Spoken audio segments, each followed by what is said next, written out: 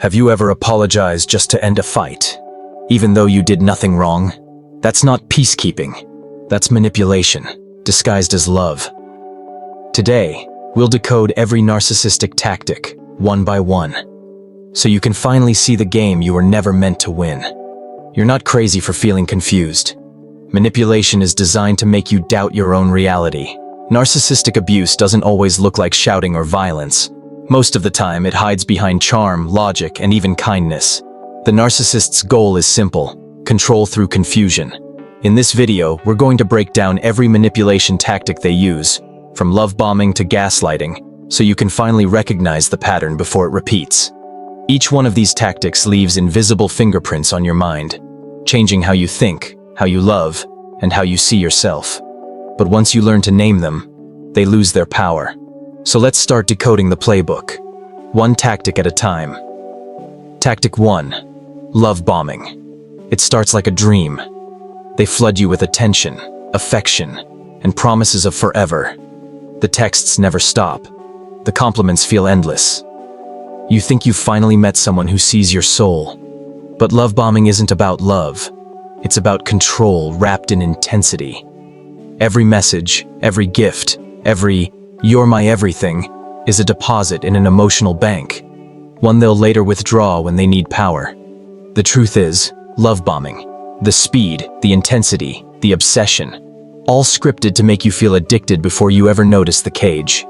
In psychology, this triggers the same dopamine spikes as gambling, highs that make you chase the next hit of validation, even when it starts to hurt. Tactic 2. Future faking. They talk about the future like it's already written. The trips you'll take, the house you'll buy, the life you'll build together. It feels magical, like you've skipped straight to the happy ending. But future faking is a contract built on illusion. Narcissists use hope as a leash. Every promise keeps you emotionally invested while they deliver nothing real. Ever notice how their actions never match their words? That's not forgetfulness. It's strategy. They sell you a fantasy so you'll ignore the facts. In psychology, this is called intermittent reinforcement of expectation. Your brain holds on to the potential of who they could be, instead of accepting who they are.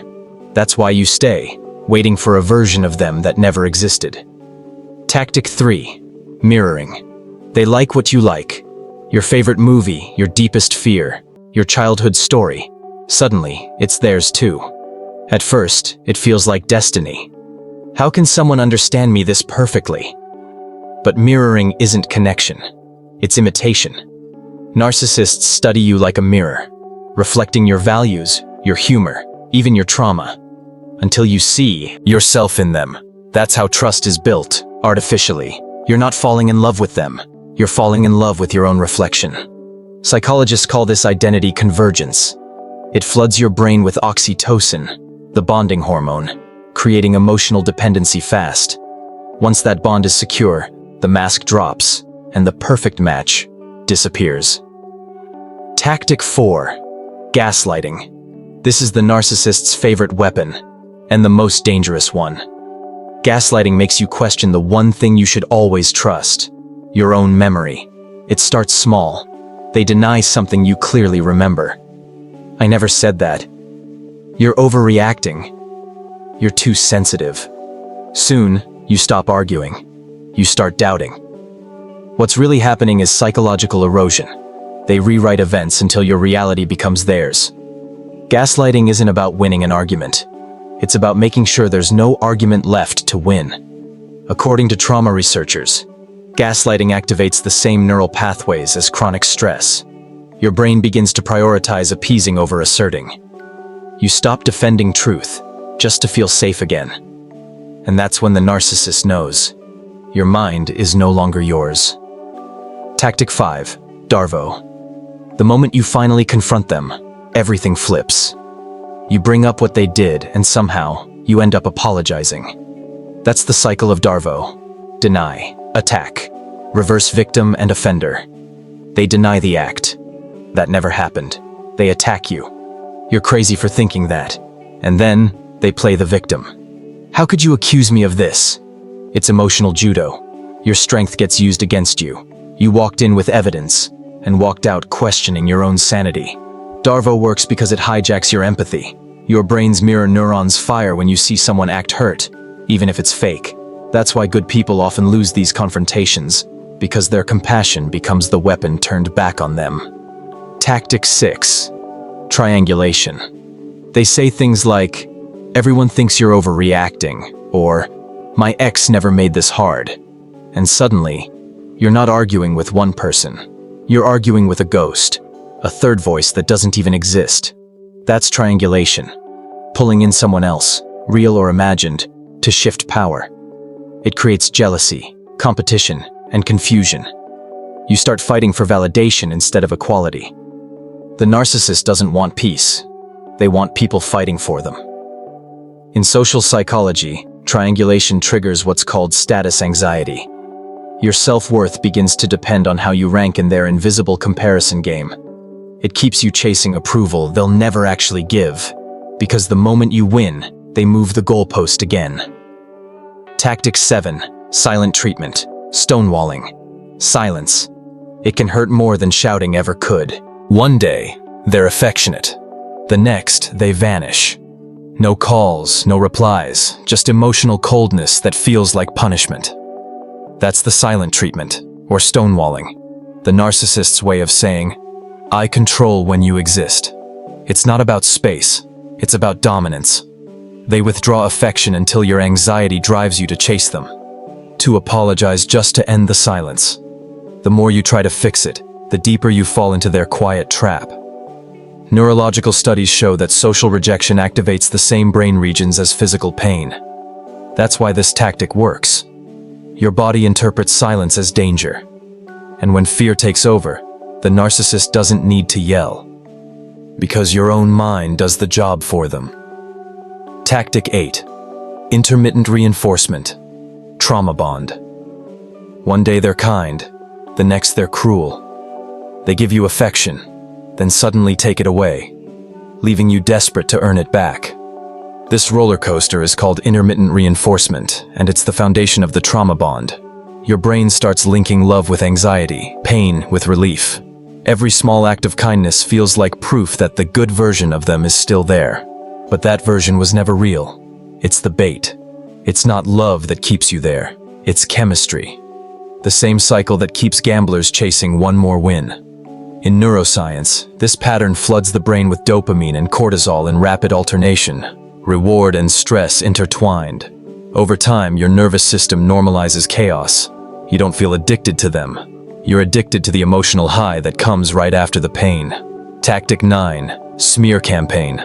Long before you even think of leaving, they're already rewriting the story.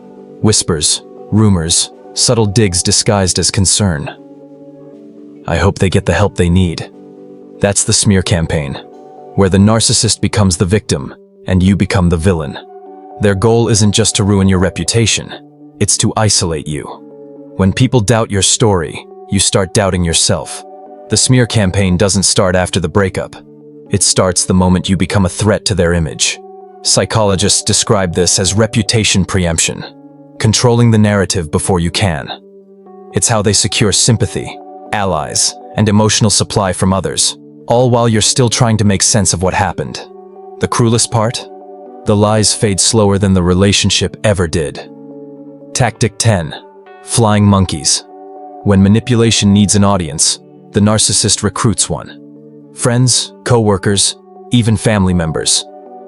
Anyone who can be convinced to take their side becomes a flying monkey. These people aren't always malicious. Many are just misled.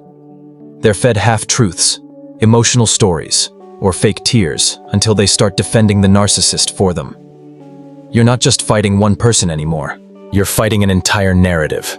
Social psychologists call this proxy manipulation, using others to enforce control while appearing innocent. It keeps the narcissist's hands clean and their image spotless. Eventually, you start censoring yourself, avoiding conflict, walking on eggshells around people who used to feel safe, because the narcissist doesn't need to destroy your world if they can turn it against you. Tactic 11. Hoovering. Just when you finally start to heal, they come back. A text out of nowhere. I miss you. Can we talk? I've changed. That's hoovering. named after the vacuum cleaner, because it's designed to suck you back in. It often comes wrapped in guilt or nostalgia. Songs you shared, old photos, tears that seem real.